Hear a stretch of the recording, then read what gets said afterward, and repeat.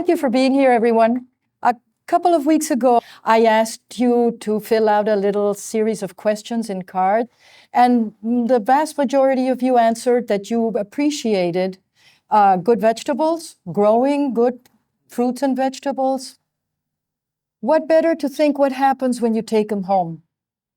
And you take all this wonderful produce that you've grown with so much care and with the right pH and the right minerals and etc. And you take it home, and what do you do with it? Do you cook it or not?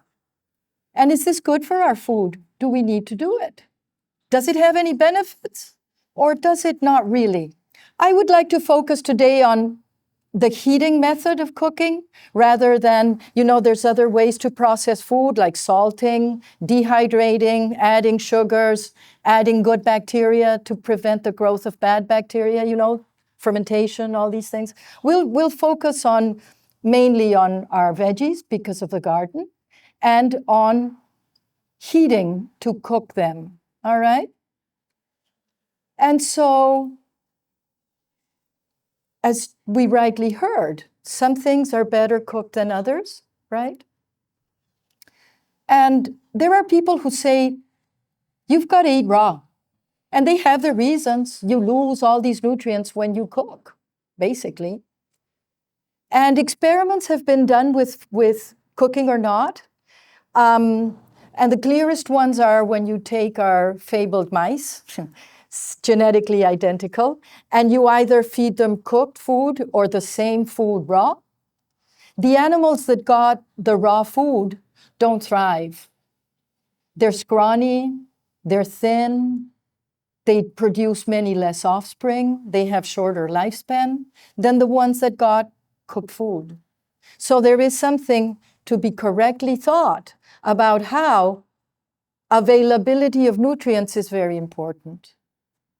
Another factor is that for many foods, we chew them and eat them raw and swallow them, and our body uses more energy to break them down before it can absorb the nutrients than what you'd get if you didn't have to break them, than what you're actually obtaining. You're in a negative amount of calories. So you used 100 calories to break down food that will only give you 50. So this happens with a lot of the raw food as well. So let us think then about what happens when we actually cook food, right? And before we go into that, you all appreciate your fruits and vegetables. What do you think? And we hear that people that eat a lot of fruit and vegetables seem to be healthier, correct? Than people that don't. There's a health benefit to eating a lot of fruit and vegetables. And I'm asking why. Nutrients, okay. Good quality. Could you describe which nutrients we would obtain from precisely fruit and vegetables? What is the good stuff we get? And doctors say, eat your fruit and vegetables. Why? Vitamins, thank you. Yes. Anything else? Minerals, yes. Those are known as micronutrients because they're small,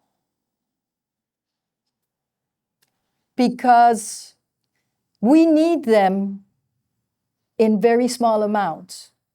So we need grams of protein, grams of carbs, grams of oils and fats, because we need to build things and we need energy.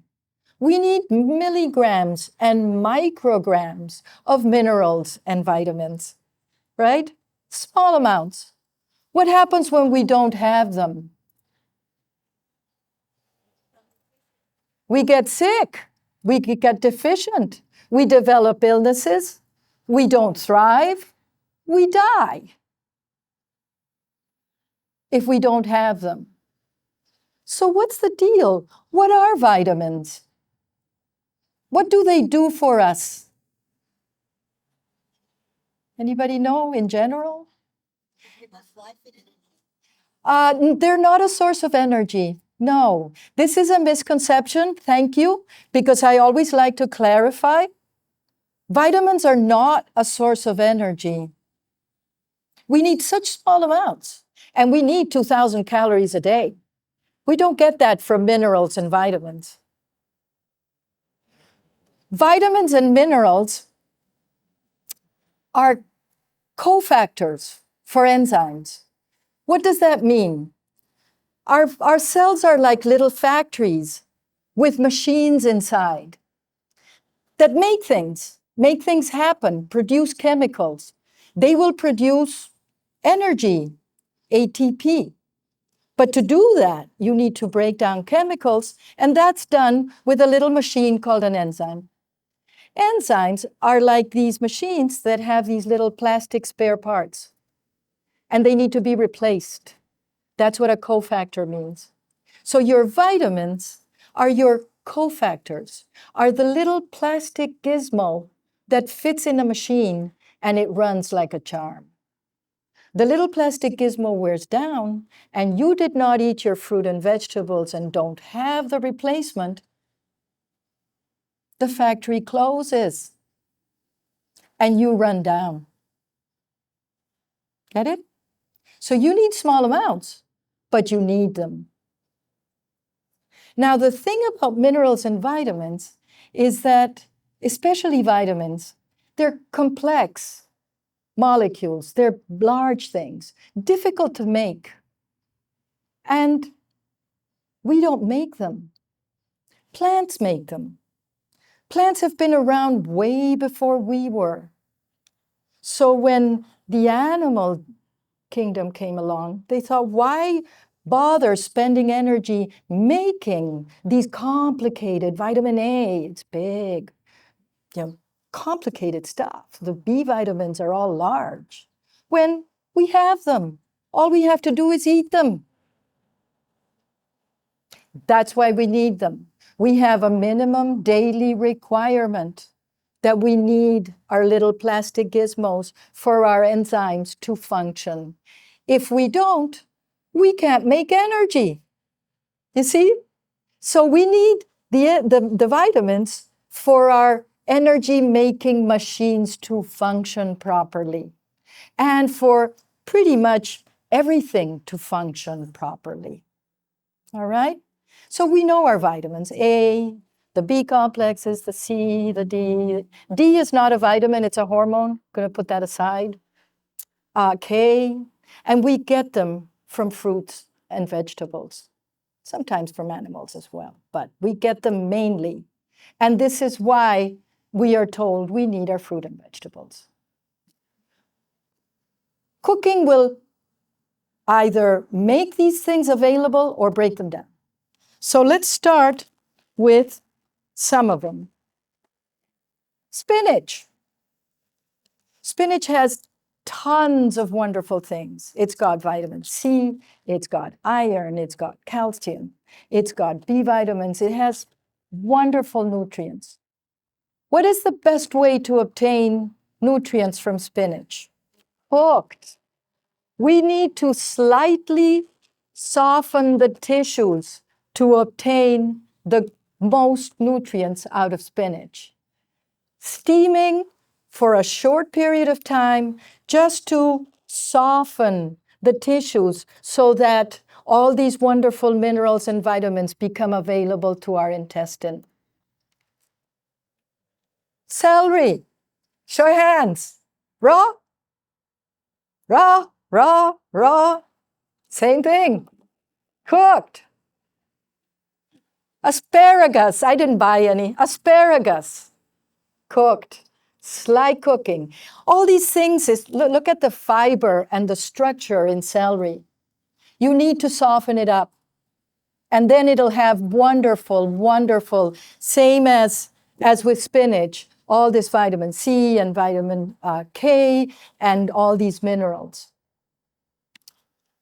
Let's take a look at a family here. This is broccoli inside the bag. Why do I put them together? Brussels sprouts. Ah, cabbage, kale, cauliflower, collard greens. This is a family. Do you guys know what they're called as a family? Cruciferous is the name we use for this family. The genus is Brassicas. And they have fantastic things. Not only do they have a lot of these vitamins that we need and minerals, but they also contain very important antioxidant compounds. And I'm sure this is a big buzzword. Have you heard of it's good to have antioxidants? Do you know why? Does anybody know why antioxidants are important for us? Everybody, go ahead, please. Inflammation burns things up. That's why it's called inflammation. Yes. Yeah. There you go. Thank you. Our enlightened souls. Yes, thank you. The free radicals. Who makes them? It's oxygen. We need oxygen to live. You know, without oxygen, we're toast, right? So oxygen comes in our bodies all the time. And oxygen goes into our red blood cells. And our red blood cells take it to everybody. Why? Without oxygen, we cannot make energy. We have a little machine in our cells called mitochondria that uses carbohydrates, starches, sugars, and oxygen, and burns it up and makes energy. But oxygen is a very reactive chemical, and it produces reactive oxygen species, which can be very harmful. So oxygen has this love-hate relationship with us. It lets us live, but it also produces a lot of harm all the time, all the time. It produces what we call oxidative stress, because there's these reactive species, these electrons that go and bang on proteins and hurt them. And our cells are surrounded by membranes and protected, and they're made out of fats, lipids, oils. And reactive oxygen species hurts them, breaks them. That's why oils become rancid. We leave our butter out for a long time, and the oxygen does its job on it, right? So our membranes are made out of fats. So they get fragile. And when the cells of membranes get fragile, they break and die. So everybody that lives in an oxygen atmosphere requires antioxidants. And these are complicated, not small structures. So we borrow them from the plants.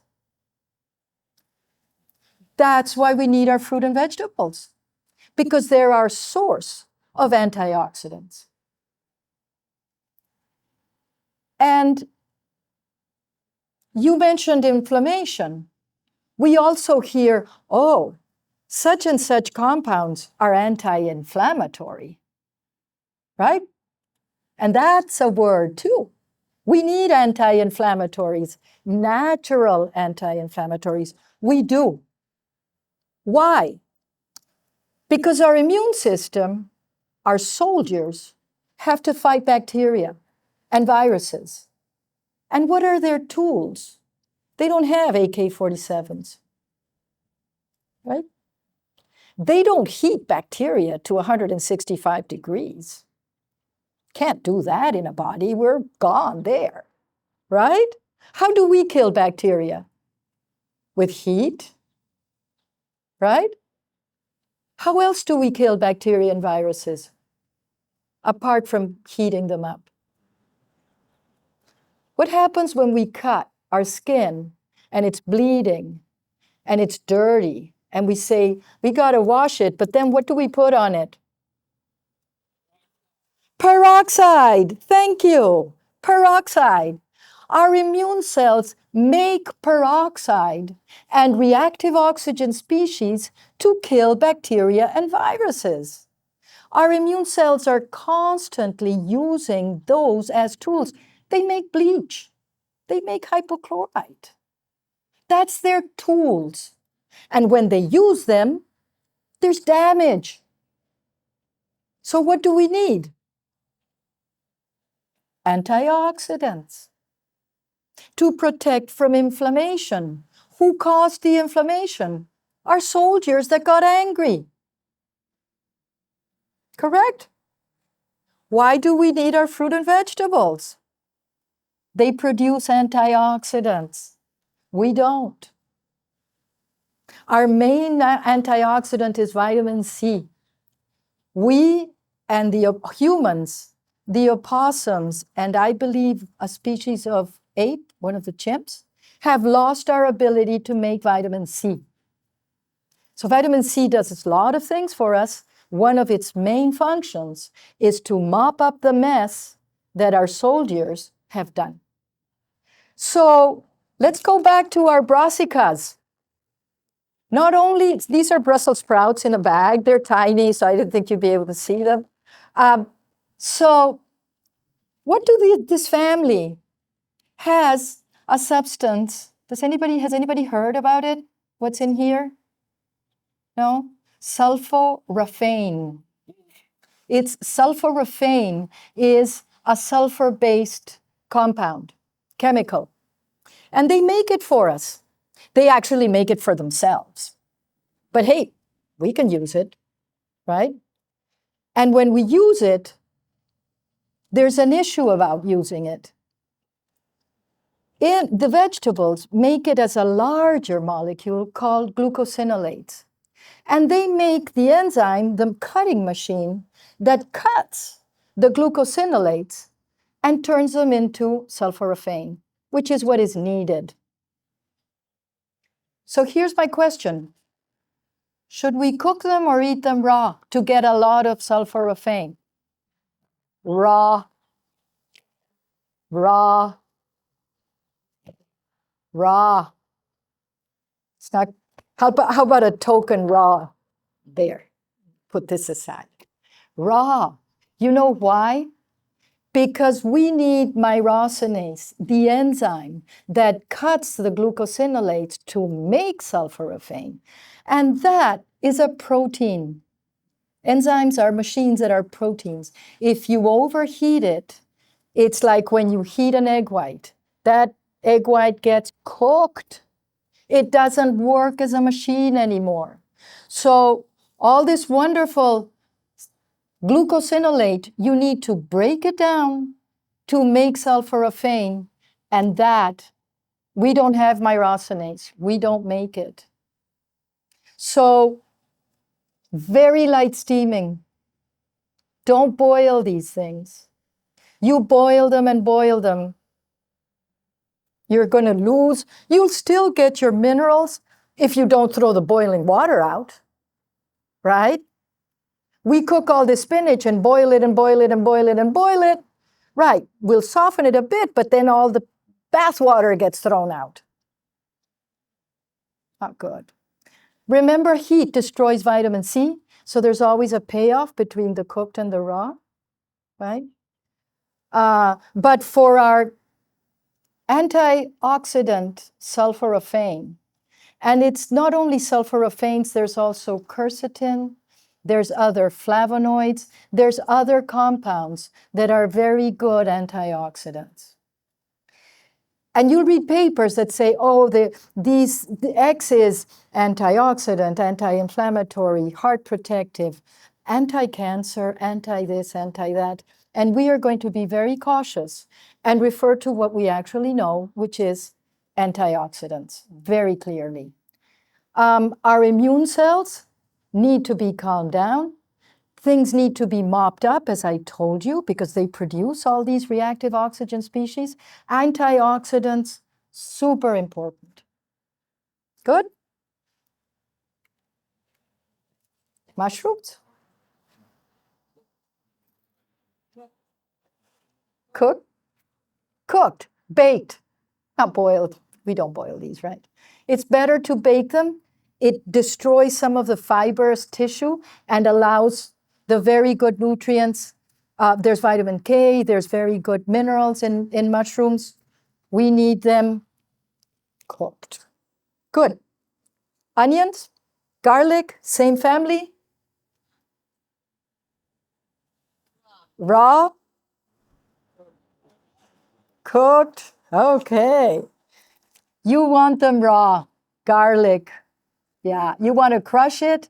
It's got a substance called allicin, which is a very important anti-inflammatory and antimicrobials. All right, I can't go in. It's got thiosulfates, it's got quercetin, lots of wonderful things. Again, short here, and if not, keep it there. Beets, raw. Again, or bake them. There's a substance called betalain and all these wonderful colors, flavonoids, that are very antioxidant and helpful. Last important ones. You told us. Cooked. Beta carotene, important for your eyes. Lutein, important for your eyes. Vitamin C, many other vitamins. Try not to peel them too much. The peel seems to have a lot of the good stuff, all right? So we want the carrots cooked. Beautiful tomatoes. Hands, raw or cooked? Raw? Raw? We all like them raw. Better cook them. They contain lycopene. They contain beta carotenes. You need to soften those tissues to make those things available, just like with the carrots. Eat them raw, you'll get vitamin C. So there's this payoff. What do you want your tomatoes for, one or the other? All right? So I believe another important one is legumes. You need to cook these because they have lectins that are toxic. Do you have any questions for me? Yeah. Peppers. They're like tomatoes. They contain a substance called capsaicin, which is what makes them very hot, but that's in the seeds and in the little white areas. Those are very hot.